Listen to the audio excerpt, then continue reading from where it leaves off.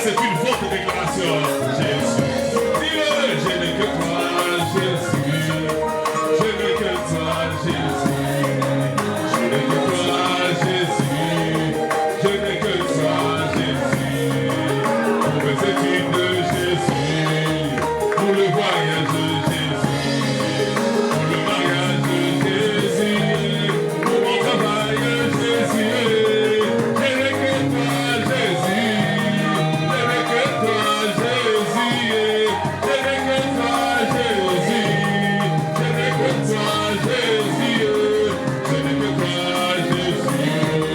Je n'ai que toi, Jésus. Mon assurance vie, c'est toi. Mon assurance vie, c'est toi.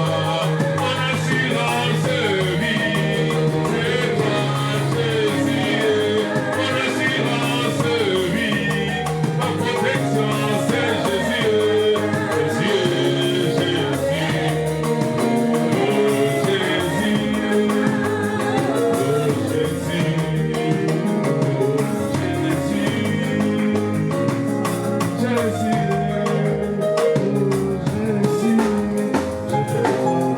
Jésus. Oh Jésus. Jésus. Est-ce qu'on parle du Seigneur?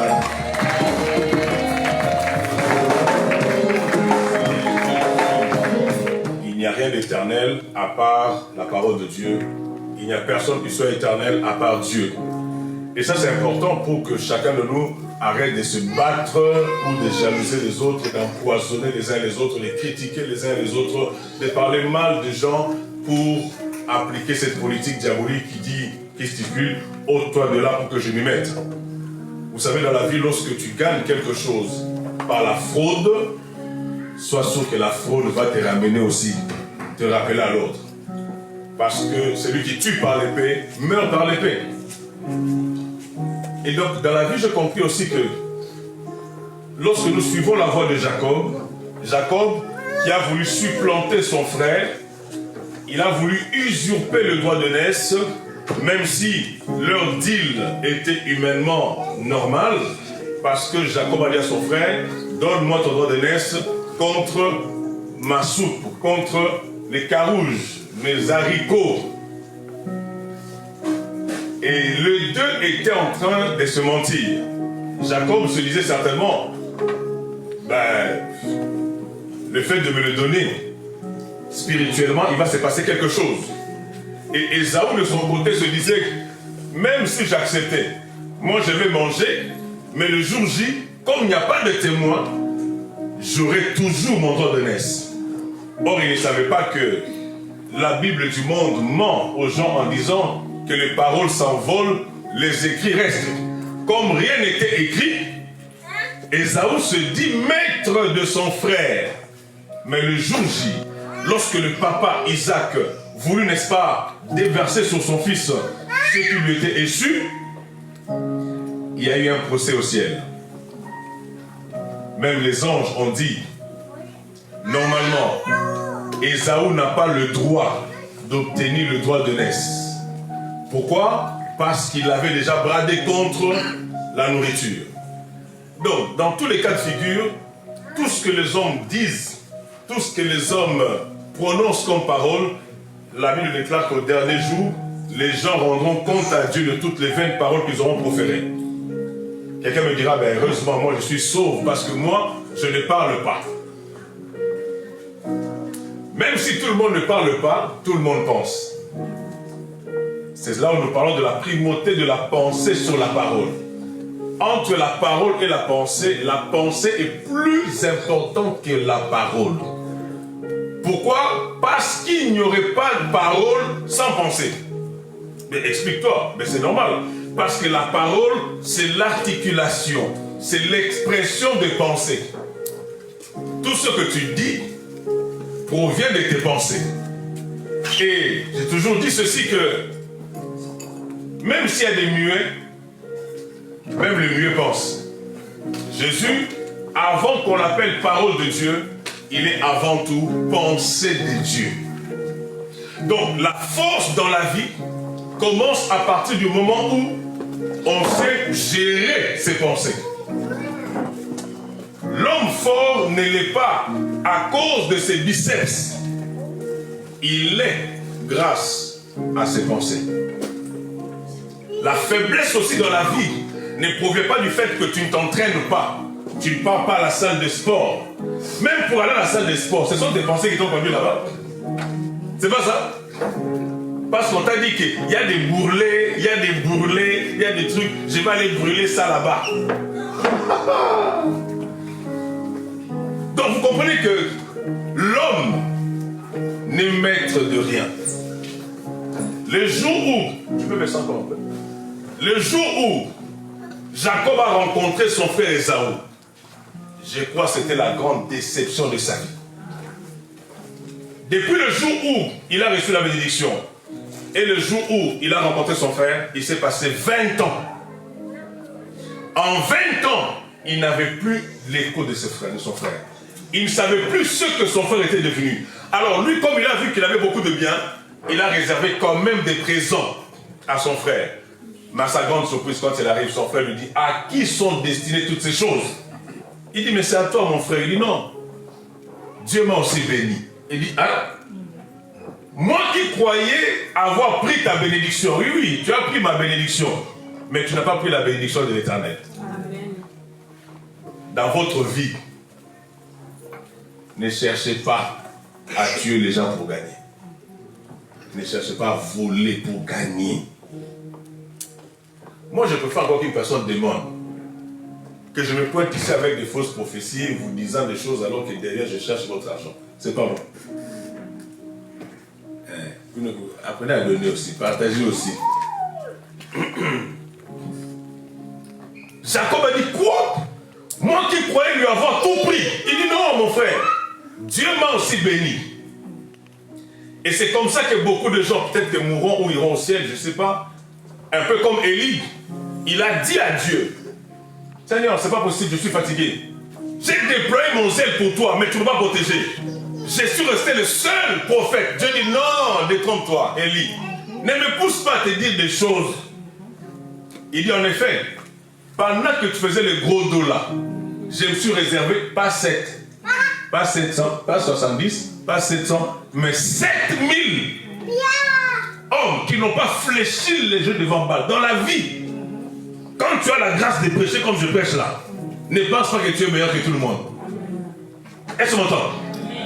Quand tu roules dans ta voiture, ne pense pas que tu es plus prudent que tout le monde.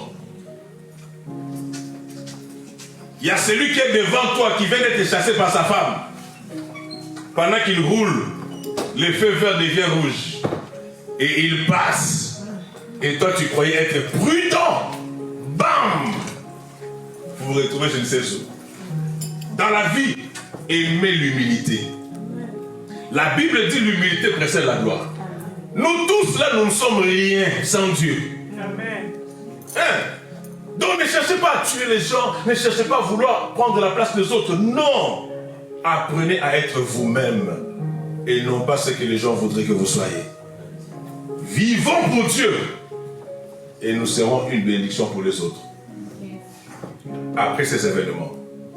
Et nous avons montré comment est-ce que Dieu parlait. Il y a plusieurs voies que Dieu utilise, mais je vais revenir à notre message sur le combat spirituel. Je vous dis ceci. On a souvent l'habitude d'entendre le combat spirituel comme étant le fait de chasser les démons. Non. Le combat spirituel n'est pas le fait de chasser les démons. Lorsqu'il faut parler combat spirituel, il faut avant tout penser au fait que c'est un combat. Un combat, c'est un duel. Un duel, c'est une bagarre. Une bagarre, c'est une bataille. Mais sauf que c'est spirituel. Donc ça veut dire que toutes les guerres, tous les duels ne sont pas charnels. On a vu ça avec vous, n'est-ce pas, dans le livre d'Éphésiens 6, verset 12. On nous fait comprendre que notre combat n'est pas charnel. Ce n'est pas contre la chair et le sang que nous nous battons, mais c'est contre les principautés, les dominations, les autorités, les esprits méchants établis dans le lieu céleste. Or, toutes les forces maléfiques n'ont qu'un seul objectif. C'est quoi? C'est donner aux gens des pensées en contradiction avec les pensées de Dieu. Et c'est ce qu'Ésaïe chapitre 53 nous dit, n'est-ce pas? Il dit: autant les cieux sont élevés au-dessus de la terre, autant mes pensées sont élevées au-dessus de vos pensées. Frère, si tu ne contrôles pas tes pensées, tu es un homme déjà abattu, un homme battu, un homme vaincu. Parce que le combat spirituel trouve son ring, son tatami dans les pensées. Le combat spirituel, ce n'est pas dans ta santé, ce n'est pas dans ta chair, ce n'est pas dans ton mariage, ce n'est pas dans ton travail. Le combat spirituel, c'est dans tes pensées. Regardez comment un petit comme David, 17 ans, pouvait terroriser un géant, mastodonte, Goliath. David n'a pas vaincu Goliath avec la lance, non. David a traumatisé Goliath parce que depuis que Goliath est Goliath, personne n'a contrôlé ses pensées. Mais David a su le faire. Il dit, tu t'avances devant moi avec la lance et le javelot. Mais moi, c'est contre l'Éternel, avec le nom de l'Éternel, que je m'avance contre toi. Il dit, mais tu es un petit. Quand il a regardé, il dit, mais tu es un chien. D'où lui est venue la pensée de penser qu'il était chien. La pensée peut te désacraliser. La pensée peut te diminuer. La pensée peut amenuiser ta force. La pensée peut te ridiculiser. Tout comme la pensée peut te fortifier, te donner la force. Un homme comme Job, malgré tout ce qui lui est arrivé, ses amis l'ont abandonné. Sa propre épouse qui disait, chérie, je t'aime jusqu'à ce que la mort nous sépare. Il dit, moi je n'ai pas le temps d'attendre la mort. Meurs. Il dit, maudit Dieu et meurs parce que je suis encore yébou. Tu me fais perdre du temps quand ton Job meurt. Comme ça, je vais rester me remarier. D'ailleurs, avec l'assurance à laquelle nous avons souscrit, nous avons souscrit à quoi? Souscrit, français, à laquelle nous avons souscrit. Et je vais gagner beaucoup d'argent. Comme ça, la maison que je vais commencer à construire là, je vais l'achever. Tout, papa, tel que vous êtes là, vous pensez non? Qui ne pense pas ici? Il y a que les morts qui ne pensent pas. Tout le monde pense. Maintenant, quand tu penses, va devant ton miroir. Sors un peu les pensées que tu as. Pose-les maintenant sur ton miroir. Maintenant, compare-toi avec les pensées là. Tu vas dire, je suis ridicule. Vous avez rendu compte que les pensées abattent les gens. Tu peux regarder quelqu'un qui regarde comme ça. Comment ça dit? Pourquoi il m'a regardé comme ça? Ça veut dire quoi? Il y a quelque chose dans mon visage. Tout ce que je peux tu n'entends plus. Tu prends ton téléphone, tu prends les miroirs de ton téléphone, tu commences à regarder. Il y a le cils là qui est parti. Alors que moi, en te regardant, je n'ai ni vu ni cils, ni toi. Je t'ai regardé, je ne t'ai pas vu. Non, les pensées, franchement, rendent des gens bizarres, je te dis. Jean dit à sa femme, ne recevons-nous pas de Dieu le bien et le mal?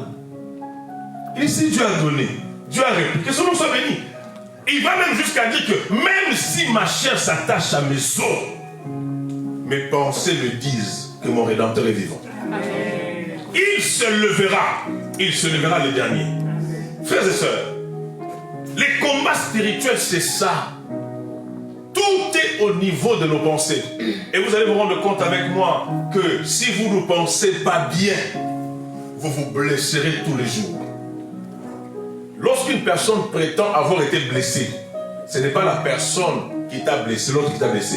Tu t'es blessé toi-même. Pourquoi? Parce que tu as ouvert la porte aux pensées de blessures. Maman, on peut t'insulter. Jésus, on s'est moqué de lui. Il s'était fâché. Oh, vous, vraiment, c'est pour vous que je suis venu mourir. Vous me faites ça. Je ne meurs plus. Comme ça, vous allez sentir comment ça va vous chauffer.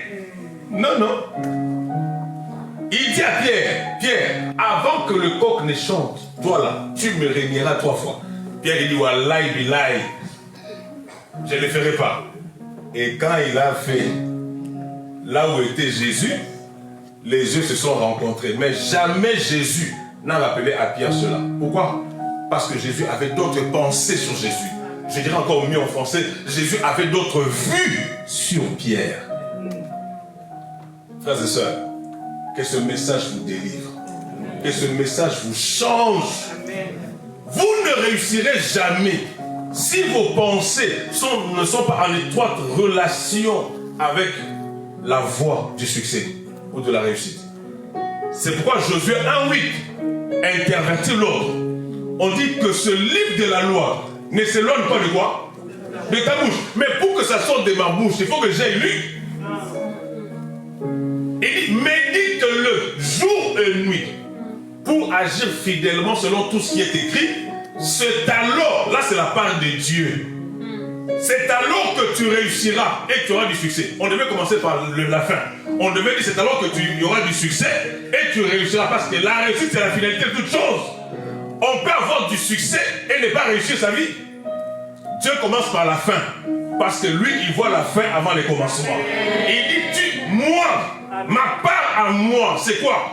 C'est que quand tu auras médité, c'est que tu auras lu et que tu vas commencer à confesser cela.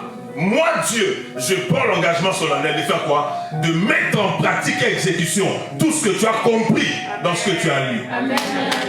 Frère, aucun accomplissement dans ce monde n'appartient à Dieu. Aucun. Tous les accomplissements de ce que Dieu a dit, il y a la part de Dieu, il y a la part de l'homme.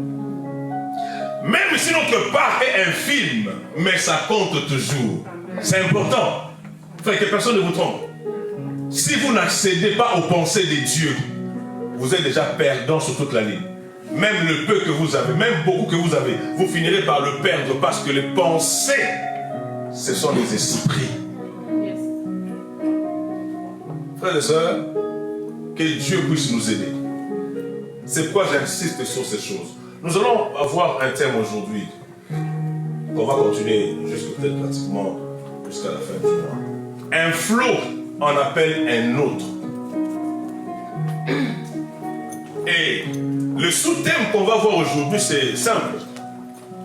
Je ne sais pas là où je laisse mon téléphone. On me chercher. Je me rappelle encore à Kinshasa, le premier jour où la maman d'un ami est rentrée dans l'église de son fils, on lui a piqué son sac. Et l'ami lui-même, quand il saluait les gens, il laisse son téléphone ici. Pendant qu'il saluait les gens, quelqu'un a salué et la main, et il a pris aussi le téléphone du pasteur. Maintenant, là où il est parti vendre le téléphone, quelqu'un seulement, il dit, ah, ce téléphone, c'est mon pasteur, attends, je vais essayer de l'appeler un peu. Quand il compose, il voit que c'est son numéro à lui qui sort. Il dit, frère, tu es un voleur. Il dit, non, je n'avais pas l'argent. Seigneur Jésus. Bon. Regarde les pensées, hein, pour que je donne cet exemple. Ça veut dire quoi? Nous sommes aussi des voleurs. Non, les pensées. Non, les pensées peuvent vous tuer. Alors, notre sous-thème ce jour, c'est quoi? Qui t'a dit? C'est ça le problème. Qui t'a dit, Clarisse? Qui t'a dit? Qui t'a dit? Et en disant qui t'a dit, même si je ne lis pas la Bible, tout le monde connaît un peu, ça vient d'où cette question-là. C'est lorsque Dieu est venu rencontrer Adam et Ève. Mais quand il arrive, au lieu qu'il le croise au lieu du rendez-vous, il ne les a pas vus. Il pose la question. Il dit, Adam, où es-tu? Est-ce que Dieu ne savait pas où se trouvait Adam? Dieu savait. Mais vous allez voir que dans la Bible, nulle part, vous me donnerez tout ce que vous voulez. Dieu n'a jamais fonctionné avec sa seule responsabilité. Dieu a toujours voulu que la responsabilité soit partagée. On lit ça, verset 20 plutôt, du chapitre 3 d'Apocalypse. La Bible dit, je me tiens à la porte, je frappe. Si quelqu'un entend, Dieu connaît que tu entends. Mais il ne veut pas te soupçonner. Donc si tu n'as pas ouvert, pour Dieu il dit que tu n'as pas entendu. Il dit j'étais là, j'ai frappé, il n'a pas entendu, je suis parti. Maintenant quand tu vas retrouver en enfer, ne dis pas oh Dieu je ne savais pas, il dit petit. J'ai frappé non? Oh tu frappais comment? Quand on te prêchait là, tu aimais toujours la musique du monde non? Quand on te prêchait là, tu aimais toujours j'ai pas le temps. Ok, maintenant moi je n'ai plus ton temps. Pourquoi? Parce que la Bible dit que tu récoltes ce que tu sais. Tu as semé le manque de temps. Moi aussi je sème le manque de temps. La Bible dit celui qui n'est pas attentif au cri du pauvre, il criera lui-même sans que personne ne l'entende. Ce n'est pas qu'on ne va pas t'entendre, mais on ne va pas t'écouter. On peut évoluer. dit, j'ai entendu ta voix, je me suis caché. Il dit, comment tu t'es caché? Il dit, non, je suis nu. Oh, il dit, qui t'a dit que tu... Ah. Avez-vous mangé du fruit défendu? Il dit, non, c'est la femme que tu as mise à mes côtés. On pose la question à la femme. Femme, il dit, c'est le serpent. Maintenant, est-ce qu'on a posé la question au serpent? Hein? Papa, quand la Bible dit soyez prudents comme les serpents, il faut bien étudier les serpents. Le serpent est le seul qui ne s'est jamais défendu jusqu'aujourd'hui. Il a accepté la sentence, il a accepté la punition. Dieu lui dit, puisque tu as fait cela, tu mangeras de la poussière. Après on sait que tout ce qui est le serpent n'est pas la poussière. Hein? Les serpents, il est quoi? Il est nion sauveur, tout ouvert, ou bien? Les serpents mangent quoi? Il n'est pas comme nos chiens de Kinshasa qui mangent tout, du papier, des 5 glaces. Vous connaissez 5 glaces? Vous connaissez pas 5 glaces? Vous connaissez pas 5 glaces? Non. La crème, vous connaissez pas la crème? La glace. Hey, c'est pas la crème ici. Il dit, tu mangeras de la poussière. Le serpent s'est tué. Vous savez pourquoi? Parce que le serpent était en face du Créateur.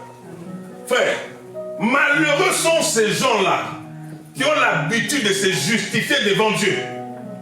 C'est un manque de respect. La seule occasion que Dieu t'offre à te justifier, c'est dans la prière. Il dit, parle toi-même pour te justifier. Pas pour te plaindre. Il n'a pas dit pour te plaindre. Non. Le serpent aurait pu dire aussi, ah, moi j'étais là, je marchais, elle-même m'a souri. Je suis venu, je lui ai posé la question, où est papa Adam? Papa Adam, c'est pas là où il était. Et on a commencé à discuter, à échanger. Et puis voilà, pendant qu'on échangeait, moi je lui aurais dit des choses. C'est que le serpent disait était en partie vrai et en partie faux. Il dit, le jour où vous mangerez, vos yeux s'ouvriront et vous serez comme Dieu. Ah! Maintenant, qui était rebelle dans tout ça? C'est la femme ou c'est le serpent? Parce que le serpent n'avait pas de relation directe avec Dieu. Mais la femme, oui. Donc ça veut dire que dans la vie, lorsque tu changes d'avis sur une personne, à cause de ce que de tierces personnes t'ont dit, c'est que tu n'as jamais été avec la personne. C'est vrai? Regarde comment vous avez changé. On ne peut être bien ici. Si on vous dit seulement que votre pasteur, on l'a vu, c'est un féticheur là. D'ailleurs, le féticheur lui a dit que ce jour-ci, ne dis pas Jésus. Il dit seulement le Christ. Moi aussi, innocent de truc. Je ne sais pas, je commence seulement. Oh, le Christ est bon. Eh, Seigneur. Tu fais comme ça, t'appelles au téléphone, tu parles. Pourquoi? Parce qu'on t'a dit. Maintenant, entre le pouvoir de ce que la personne t'a dit et le pouvoir de ce que moi j'ai dit au sujet de ce que tu aurais appris sur moi, ce qui te donne d'agir, c'est la valeur que l'un a sur ta vie par rapport à l'autre. Ah, vous n'avez pas compris ça? Je peux m'expliquer? Sois humble. On a dit sois humble. Sois humble. Si moi je te critique et qu'on te dit que je t'ai critiqué, tu changes d'avis vis-à-vis de moi, c'est que tu n'as jamais cru en moi. Je vous dis la vérité. Que personne ne vous trompe. Si les relations se brouillent, les gens s'embrouillent à cause de on a dit, il paraîtrait, c'est parce que ces gens, leur amitié n'était pas vraie. Là où il y a la vérité, les mensonges ne peuvent pas détruire la vérité. Parce que la vérité, c'est Dieu. Tu ne peux pas. Là où il y a la vérité, là où il y a l'amour, rien ne peut détruire l'amour. C'est impossible. Amen. Est-ce que vous savez que le diable nous accuse tous les jours? Il nous accuse tous les jours. Nous péchons tous les jours. Satan nous accuse tous les jours. Mais Dieu ne change pas d'avis sur toi et moi. Amen. Chaque matin, il nous réveille. Amen. Des fois même avant le réveil. Amen. Il nous protège, il nous garde, il continue de nous aimer. Je vous dis la vérité. Les relations qui sont instables sont celles qui ne sont pas fortement bâties au niveau des pensées. C'est-à-dire que les gens sont ensemble, mais ils n'ont pas de pensées fortes. Ce qui fait que, au moins, à la moindre escarmouche, bam, ça change. Ça commence. Bonjour. Ça va? Pourquoi? Parce qu'une copine est passée pour dire, ton mari, je l'ai vu quelque part. Et comment il parlait, Toi aussi, sans esprit, sans idéologie, tu cherches directement. Est-ce que tu étais là? Est-ce que tu as entendu? Est-ce que tu as... Frère, si vous ne gérez pas vos pensées, vous serez malheureux dans ce monde. Je vous dis, frère, même ton propre enfant. Il y avait un enfant, je ne sais pas ce qui s'est passé, il a senti l'odeur chez les voisins. L'enfant est parti jouer chez les voisins. Il arrive là-bas, il fait une mine malheureuse. En fait, la mine malheureuse, là, c'est pour influencer vos pensées. Pour que vous lui posez... L'homme est poussé, hein? Et les parents de cette maison-là ont posé la question à l'enfant. Oh, qu'est-ce qu'il y a? Il dit non, chez nous, on ne mange pas. Même maman n'a pas préparé. Alors qu'il a déjà mangé. Mais l'odeur de la bouffe de chez les voisins, ça traversait la rive jusqu'à chez eux, c'est rentré dans ses narines, ça lui a donné des pensées. Mon ami, j'ai toujours dit, celui qui ne gère pas ses pensées va beaucoup dépenser. Gérez vos pensées pour que vous soyez fort dans la vie. C'est ça les combats spirituels. C'est là-bas. C'est pas esprit impur. Parce qu'il y a des mots des fois que nous cherchons qui n'existent pas. Que nous inventons nous-mêmes. La Bible l'a lu avec vous. Le méchant est tel que sont ses pensées. Je répète, tu deviens fort dans la vie lorsque tu penses bien. Tu deviens faible lorsque tu penses mal. On va lire ensemble 2 Rois chapitre 2. Le verset 4 et le verset 6. Jusqu'au verset 6. Il y a une histoire magnifique.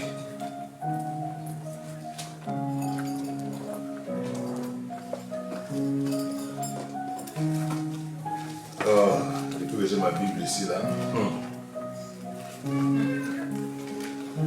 Ça me fait du bien. Je pris le temps avec les portables. Ça, c'est mon pasteur. Il n'aime pas me voir prêcher avec le téléphone. Je prêchais là-bas vendredi. J'entre seulement, je vois qu'on me sert une grosse Bible. Je dis, papa, je prends ça, je vais remettre. Il dit, oui, c'est bon. Et ça m'a fait du bien. Vous aussi, bientôt, là, je vous calcule. Je vous ai à l'œil. 2 Rois, chapitre 2, à partir du 4e verset. Papa, là, depuis que je suis rentré, je ne te donne pas du travail. Hein. Repose-toi un peu. Comme ton avocat auprès du Père. Élie lui dit, Élisée, reste ici, je te prie, car l'Éternel m'envoie à Jéricho. Il répondit, l'Éternel est vivant et ton âme est vivante, je ne te quitterai point. Et ils arrivèrent à Jéricho. Le fils de prophète qui était à Jéricho s'approcha d'Élisée et lui dit, sais-tu que l'Éternel enlève aujourd'hui ton maître au-dessus de ta tête? Et il répondit, je le sais aussi, taisez-vous. Élie lui dit, reste ici, je te prie, car l'Éternel m'envoie au Jourdain. Il répondit, l'Éternel est vivant, ton âme est vivante, je ne te quitterai point. Et ils poursuivirent tous de leur chemin. 50 hommes d'entre les fils de prophètes arrivèrent et s'arrêtèrent à distance vis-à-vis. Et eux, 2 s'arrêtèrent au bord du Jourdain. Alors Élie dit, il prit son manteau, le roula et frappant les eaux, qui se partagea ça et là, et ils passèrent tous 2 à sec. Lorsqu'ils eurent passé, Élie dit à Élisée, demande ce que tu veux que je fasse pour toi avant que je ne sois enlevé avec toi. Élisée répondit, qu'il y ait sûrement, je te prie, une double portion de ton esprit. Élie dit, tu demandes une chose difficile. Écoutez bien. Mais si tu me vois pendant que je serai enlevé d'avec toi, cela t'arrivera ainsi. Sinon, cela n'arrivera pas. Comme il continuait à marcher en parlant, voici un char de feu et de chevaux de feu les séparèrent. Notre Dame les déroba l'un de l'autre. Et Élie monta au ciel dans un tourbillon. Élisée regardait et criait, mon père, char d'Israël, sa cavalerie. Et il ne les vit plus. Saisissant alors ce vêtement, il les déchira en 2 morceaux et il releva le manteau qu'Élie avait laissé tomber. Puis il retourna et s'arrêta au bord du Jourdain. Il prit le manteau qu'Élie avait laissé tomber, il en frappa les os et dit, où est l'Éternel, le Dieu d'Élie? Lui aussi, il frappa les os qui se partagèrent ça et là. Je termine le verset 15. Les fils de prophètes qui étaient à Jéricho, qu'il avait dissuadé à continuer, ils avaient l'ayant vu dire, ah, l'esprit d'Élie repose maintenant sur Élisée. Et ils allèrent à sa rencontre et firent quoi? Se prosternèrent contre terre devant lui. Je vais aller vite. Écoutez. Aujourd'hui, la priorité de Dieu est de vous ouvrir les yeux. Je vois des choses pendant que je parle ici, là. De vous ouvrir les yeux pour que vous compreniez que vos échecs, vos réussites, ce n'est pas le manque de prière. C'est le manque de pensée en rapport avec ce que vous attendez. Nos échecs, nos réussites dépendent de nos pensées. Même celui qui prie, si la pensée de prier n'est pas celle que Dieu attendait, ta prière ne te servira à rien. Parce que dans 1 Samuel 17, on l'a vu, 40 jours, 40 nuits, les enfants d'Israël chantaient des louanges. Pourquoi? Parce que la pensée leur a dit, Dieu siège au milieu de louanges. Ils ont vu Dieu opérer beaucoup de miracles, n'est-ce pas, à travers les louanges. Ils ont dit, nous, on va louer, on va louer. Mais sauf qu'ils ont loué pendant 40 jours. Goliath ne faisait qu'insulter Dieu. Frère, réveillez-vous. Il y a des situations qui insultent votre Dieu. Mais vous continuez à jeûner. Vous continuez à prier. Sous prétexte que non, la prière, Matthieu 24 et 13 dit, c'est lui qui persévérera jusqu'à la fin, sera sauvé. Mon ami, tu persévères là où Dieu n'est pas. Tu persévères dans ce à quoi Dieu ne t'attend pas. Mon ami, tu vas persévérer et la fin, ce sera la désillusion. Ne pensez pas que tout ce que Dieu a dit doit être forcément applicable dans toutes les situations. Non, la seule chose dont on a besoin tout le temps et dont on aura besoin tous les jours, c'est la foi. Mais la foi, c'est une inspiration. La foi est une révélation. Mais tous les autres exercices là, on n'en aura pas besoin tout le temps. Frère, il y a des choses que tu n'obtiendras qu'après une bonne prière. Il y a des choses que tu n'auras jamais en priant aussi. Est-ce que ça va jusque là? Ce jour-là, Dieu n'attendait pas que les gens prient. 1 Samuel 17, Dieu attendait seulement un courageux, un audacieux, pour que Dieu maintenant se mêle dans l'affaire. David arrive, quel que soit son âge, il n'avait pas d'expérience, il ne connaissait même pas la guerre, il ne connaissait rien de tout cela. Le maniement d'armes, il ne connaît pas, il n'a jamais vu l'académie, il ne connaît pas. Mais quand il arrive, il dit, quel est cet incirconcis? David n'a jamais appelé Goliath Goliath.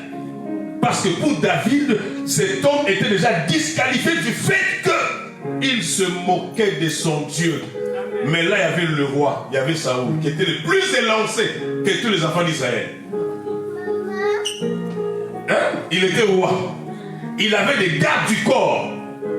Il y avait le frère de David. Quand Samuel a vu le frère de David, dans 1 Samuel 16, juste avant 1 Samuel 17, il a vu Shammah, il a vu, oh non, c'est des gaillards. Des gens qui faisaient des bodybuilding.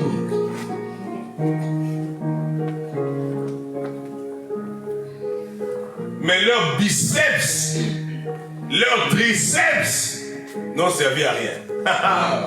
Parce que dans la vie, quand on dit chaque chose a son temps, ça veut dire chaque chose aussi en son temps. Il y a un temps auquel appartient une chose. Il y a aussi une chose qui doit être faite au temps marqué. Et ça, il faut le découvrir. Quand David débarque, les pensées de son cœur ont commencé à bouillonner. Il regarde d'où. On dit quand Goliath avançait, toute l'armée israélite reculait. À vous-même. Un seul individu avance, vous êtes nombreux, vous avez peur. Est-ce que vous avez vous tous? Il dit, sortez-moi un homme. Depuis que le monde est monde, on n'a jamais eu une guerre où deux personnes sont battues et la victoire de l'une est devenue la victoire populaire. Quand on parle de guerre, ce sont des affrontements entre armées.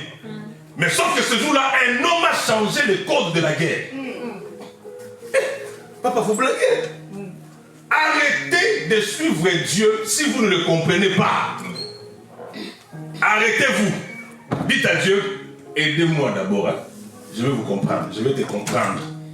Parce que ce que tu ne comprends pas, tu l'appliqueras certainement, mais tu l'appliqueras mal. Et les résultats vont te décevoir. Mais ce que tu comprends, si tu l'appliques, même si le résultat n'est pas bon, tu vas continuer. Parce que si nous avons la lumière au-dessus de la lampe là, la personne a fait plusieurs essais. La personne savait qu'elle était dans le bon. Même si le procès n'était pas bon, mais elle avait déjà vu la fin avant les commencements. Ce qui fait que le cheminement importait peu pour elle. Oh, que Dieu vous aide à comprendre quelque chose aujourd'hui. Je prie que Dieu nous aide. Quand David voit Goliath, il voit une opportunité. J'aimerais qu'on nous mette ça pour ceux qui nous suivent en ligne. Tout problème dans la vie poursuit des objectifs. Ce que je vous dis là, retenez-le. Si vous voulez écrire, écrivez-le. Si vous êtes ordinateur, enregistrez ça dans votre mémoire, dans votre disque dur interne. Tout problème dans la vie, toute situation compliquée que tu rencontreras dans ta vie poursuit des objectifs. Le premier, c'est quoi? Suis-moi bien. Le premier objectif ou le but que veut atteindre un problème que tu rencontres sur ton chemin, ou une difficulté, c'est de révéler l'existence de la solution. Je vais m'expliquer. Ça veut dire quand un problème arrive, si tu ne fais pas attention, tu risques de perdre le bonheur de l'existence ou de l'essence du problème. Le problème est une bénédiction, mes frères et sœurs. Les difficultés sont des bénédictions parce qu'elles nous permettent de comprendre l'existence d'une solution. Remarque, à chaque problème qui t'arrive, tu penses directement à une solution. Imagine-toi, tu as des problèmes avec le huissier. Tu penses à quoi? À l'argent, non? Tu dois payer, non? C'est pas ça? Maintenant, le problème, c'est quoi? Suivez-moi très bien. La difficulté se trouve au niveau du deuxième objectif du problème.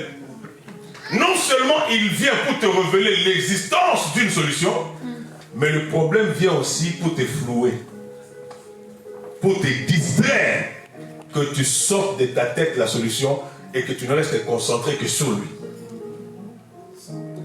Ça va jusque là? Écoute-moi. Tout problème que tu as connu dans ta vie, réfléchis bien.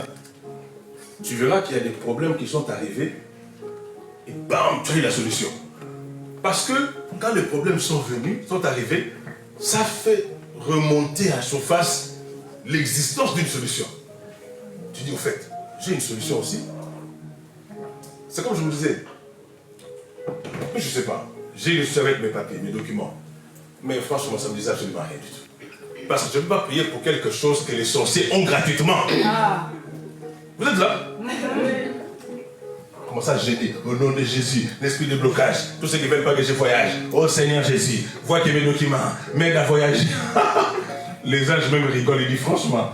Même un sorcier, il dit, même Satan lui-même dit, mais franchement, quel gâchis! Oh là là! Que je sois à sa place, Seigneur, aide-moi même une minute. Oh, j'aime ce jour, c'est pour le mariage. Les sorciers se marient chaque week-end. Ils n'ont pas jeûné, ils n'ont pas prié. Les bénédictions naturelles, on ne prie pas pour. On y croit et on les reçoit par la foi. Amen. Tu as entendu, hein? Frères et sœurs, tout problème qui vous est arrivé, les solutions que vous vous êtes préconisées peuvent ou ne pas être bonnes, peuvent être mauvaises aussi. Parce que pour vous, la priorité, c'est quoi? La prière brise les chaînes, brise les jougs. Pendant que tu pries, Dieu voulait seulement que tu sortes, que tu dises bonjour à quelqu'un avec sourire. Et en lui disant bonjour, oh, vous allez bien? Vous habitez par ici? Non, moi je cherche un ami, ça fait longtemps. Non, je vais à la préfecture. Faire quoi? Non, parce que je dois relever le document. Et maintenant, c'est quoi le problème? Oh, mais c'est pas un souci, c'est pas un souci. Et M. Van der Berg était là, M. Van der Berg. Non, Dieu est là où il est. En tout cas, à part l'église, où on sait que Dieu est présent en permanence. Mais il y a des endroits où Dieu est. Et ça, il faut le découvrir. Frères et sœurs, la solution existe avant le problème. Amen. Seul un problème peut manifester la solution. Seul un problème peut révéler la solution. Vous souffrez pourquoi? Dieu n'a pas demandé à tout le monde d'être multimilliardaire. Non. Non. Quand on dit qu'on doit prospérer, ce n'est pas concernant tous des Bill Gates. Oh Seigneur, fais-moi grâce. Vraiment, Bill Gates n'est pas chrétien. Mais Bill Gates est plus intelligent que toi en beaucoup de choses. Écoutez, le problème c'est quoi? On va voir ça avec l'histoire de l'Élysée plutôt. Quand David voit Goliath, c'est un problème, non? La réaction de David, ce n'est même pas que oh, ça fait combien de jours que vous insultez? Oh, son père s'appelle comment? Il a quel âge? Il a tué combien de personnes? Non, David, la première de choses qui l'intéresse, c'est quoi? Il dit, car qu'est-ce qu'on donnera à celui qui va le tuer? Donc, quand David voit le problème, il voit directement la solution. Il ne pense même, est-ce que l'état-major s'est réuni? Est-ce qu'il y a eu des conseils de sécurité intérieure? Est-ce qu'on a envoyé des espions pour connaître un peu son background? Dieu n'a pas tout ce temps-là. Tout problème que vous rencontrez révèle la solution. Amen. Mais l'autre révèle juste à côté. C'est comme on dit, c'est la face B de la face A d'une même médaille. Les Juifs ont fait 40 jours, pourquoi? Parce qu'eux ne pensaient pas à la solution. Ils pensaient à vaincre le problème seulement. Alors ils étaient concentrés sur le problème. Ils étaient rivés sur le problème. Goliath, il a plus de 2 mètres. Qu'est-ce qu'on peut faire? Ils commençaient à étudier. Est-ce qu'on a des psychologues ici? Oui. Comment est-ce qu'on peut faire pour neutraliser cela? Les temps passent. Dieu est dans les temps. Mais Dieu ne respecte pas les temps. Hein? Faites-lui passer les temps. Une femme à la période des sang viendra, il va toucher la robe de Jésus. Jésus va t'oublier Jairus. Il va commencer à s'occuper de la femme de la parce qu'il a compris les temps. Il faut gagner les temps.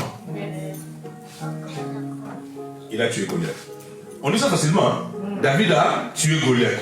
On dit c'est facile. Hein? Goliath vient, je t'étrangle. Tout celui qui a réussi dans un domaine compliqué, ne le critique pas.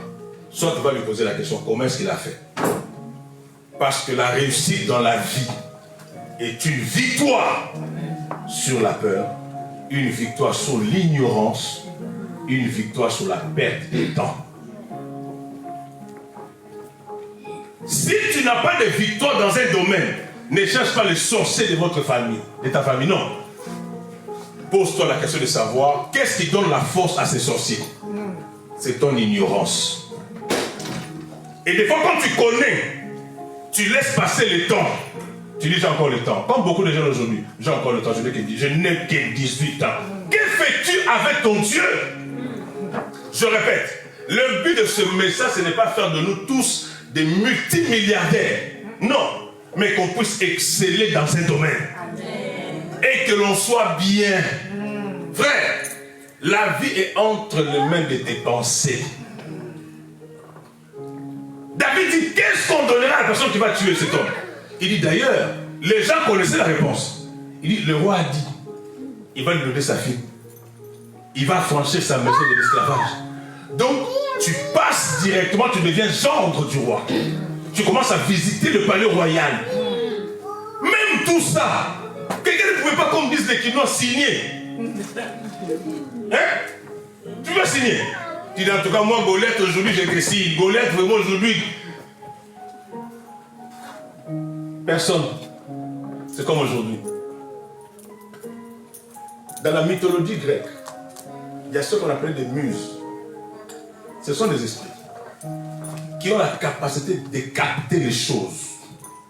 Écoutez, tel que nous sommes en train de parler ici, il y a des pensées que Dieu envoie dans le monde pour résoudre les problèmes de l'humanité. Est-ce Est-ce que vous savez que penser à résoudre son problème est un problème? Ça va? Toutes les fois où vous ne pensez qu'à résoudre vos problèmes, vous vous mettez dans des sérieux problèmes. Parce que Dieu ne peut pas bénir une personne pour elle-même.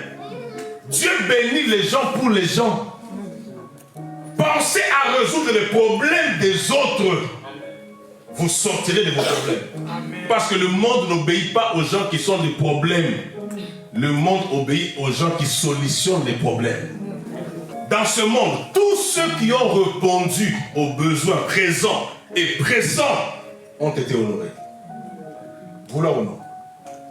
Apprenez à découvrir ces choses. Donc quand David arrive, il trouve qu'il y a un problème. Mais ce n'est pas un problème personnel. En fait, David n'avait pas un problème personnel avec Goliath. Il ne se connaissait même pas. Mais David avait un problème national. Il a trouvé que cette honte n'est pas une honte personnelle. C'est une honte nationale. Alors il faut que je puisse me disposer à récupérer la pensée de Dieu, de mettre fin à la vie de cet homme. Comme Dieu ne m'a pas parlé, je connais comment il fonctionne. J'entre dans les combats moi-même. J'ai dit, ce n'est pas contre moi que tu t'avances, c'est contre Dieu. Tu as insulté Dieu. Dieu prenait son café tranquillos. Il dit, hein? Oh, mais c'est petit. Donc, Goliath m'insultait moi. Allez, ange, descendons. Comme je n'ai pas le temps, je vais l'écraser. Allez, soutenez David. Battez-moi ces Goliath à plate couture. David n'a pas chanté. David n'a pas prié. David a osé. Il y a des choses qui manquent aux chrétiens aujourd'hui. Ils sont seulement là. Jésus n'a qu'à revenir. Il ne va pas revenir. On va tous rester ici pendant un temps.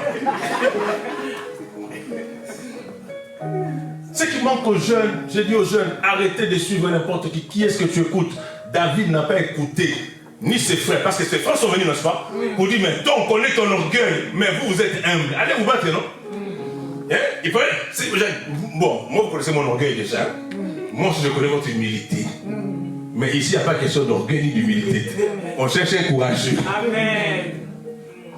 Qui est-ce que tu écoutes? Celui que tu écoutes te communique l'esprit avec lequel il parle. S'il a déjà échoué, si c'est un pauvre minable qui parle seulement par ses sentiments, qui ne pense pas selon la pensée de Dieu, mon ami, tu vas échouer. Tu vas le faire gagner sa vie à travers tes vues. Frère, soyez délivrés. David arrive, Dieu entre dans l'histoire. On a tapé Goliath sans gifle. David a réfléchi, il a pensé, il a pris les pensées de Dieu. Vous savez, comme nous sommes ici, celui qui a inventé l'avion. Oh, ce sont des sorciers. Ok. Dieu a trouvé que c'était devenu compliqué pour les hommes de se déplacer. Et que ces messages soient compris. Il dit maintenant, qu'est-ce que je veux faire? Comme je ne peux pas, moi Dieu, descendre, j'ai fait quoi? J'envoie une pensée. D'invention d'un appareil volant imitant l'oiseau naturel.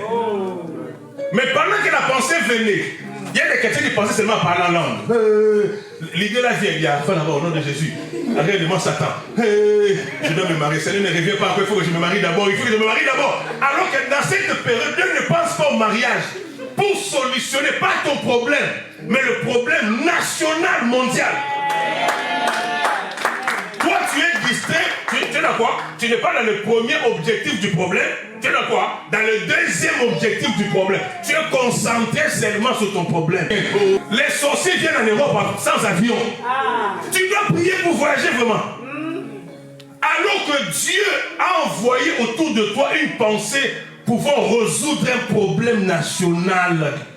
C'est ce que j'ai dit à tous mes amis. Sortons un peu de nos limitations. Donnez des noms aux gens. Tu t'appelles Mamboueni, tu t'appelles Makiadi, tu es né telle date. Ça c'est trop bas. Si nous avons cette capacité-là, alors élevons nos esprits pour que ceux à qui Dieu a donné ces choses-là soient aussi en capacité de dire comme Élisée. Non. Les rebelles viendront à gauche, tournez à droite, faites ceci. Donnez des solutions nationales, pas des solutions personnelles. ça vous restreint le champ d'action. Je ne parle pas ici des solutions personnelles individuelles, non.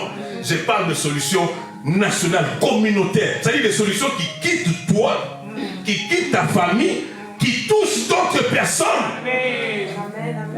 Et pendant ce temps, un monsieur était en train de réfléchir à comment je peux faire pour inventer. Bam, la pensée la rentre en lui. Il invente l'avion. C'est pareil.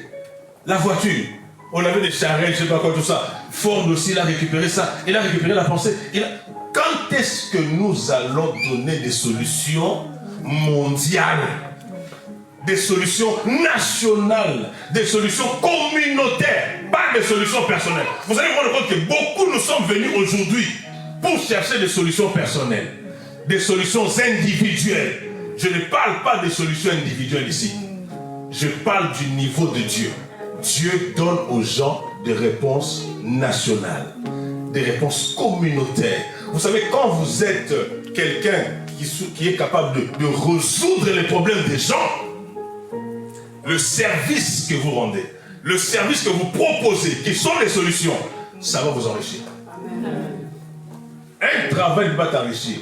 Même si tu es joueur, on te paye 1 million chaque mois. Si tu ne fais rien de ces 1 million-là, l'argent va pourrir. Parce que l'argent perd de valeur avec le temps. Papa, sortez de vos limites là. Réveillez-vous. Ne faites pas parce que tout le monde fait. Faites parce que c'est un appel que vous ressentez au fond de vous. Ah oui. Et chacun de nous a des talents, mais que nous ignorons. Tu prépares bien. Chez moi, on dit ça. Mais comment c'est un restaurant? Resto. Mais tu viens nous faire perdre des détails ici. Seigneur Jésus, bénis-moi, oh Dieu. Alors que Dieu t'a donné une recette. Cette recette-là, les gens vont quitter Malaisie pour venir goûter ça parce qu'il paraîtrait que 2 Malaisiens ont mangé, ils avaient le cancer, ils ont été guéris. Vous blaguez un peu. Dieu n'est pas vos amis, hein? Amen. Ah, rigolez. Moi, je sais comment répondre aux besoins. Et je vous assure, si vous commencez à être une solution nationale, une solution communautaire, je vous dis, vous ne compterez pas le nombre de bénédictions que vous aurez. Amen.